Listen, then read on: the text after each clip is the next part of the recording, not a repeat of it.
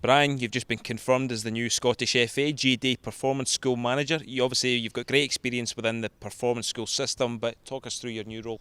Yeah, really, after 5 years of being in the performance schools at Holyrood Secondary, the last 12 months my job changed, where I came out of that school and was part of the under-17 squad. And the changes recently through Malcolm Mackay.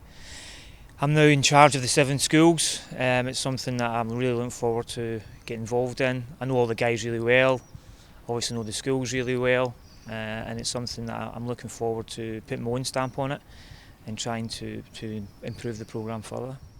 It's been a successful year for the Performance School programme. I think 44 professional contracts, 8 first team debuts, higher attendance rates and improved exam results than the national average.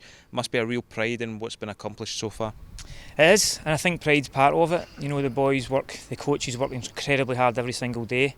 But against that pride, it's that belief in the programme which makes them do it every day. I mean, the boys and the girls have been fantastic in the programme. I think 13 of your under-17 squad came from the performance schools. Obviously you don't turn a blind eye to those elsewhere, but have you noticed a difference in the boys that have come through the programme? Yeah, again through the programme now there's a thread that runs through it in terms of a style of play.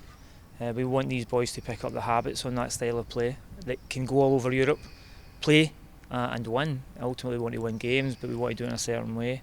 The boys that are currently in the Scotland squad, they've been brought up like that for the last 3 or 4 years.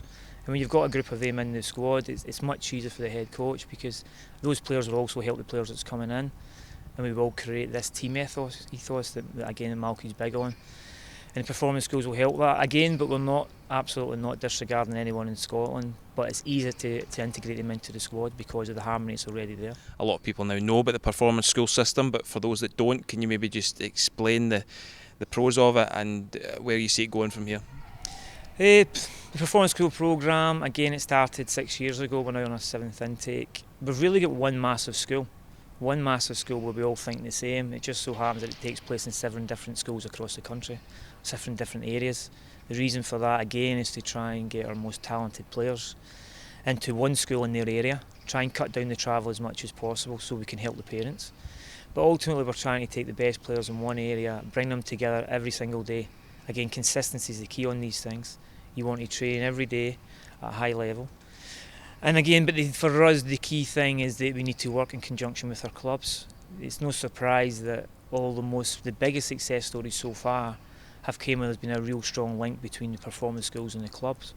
It's something that we're very, very, noticed that when we get that combination right, collaboration right, that ultimately the player in the middle will succeed, and it's something again we want to keep pushing. But really we're just trying to give our best young players the best chance to become national players.